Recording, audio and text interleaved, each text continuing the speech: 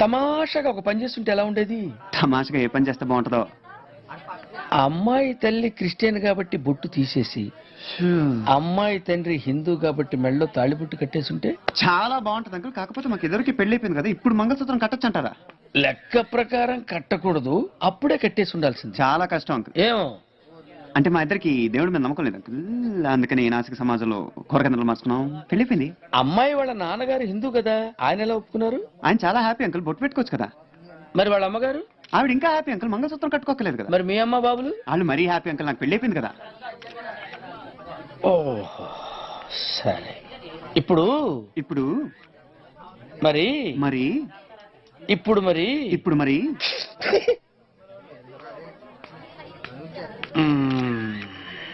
సరే, బొట్టు పెట్టుకోరు, మంగళసూత్రాలు కట్టుకోరు, ద్రాక్ష పళ్ళు తినండి.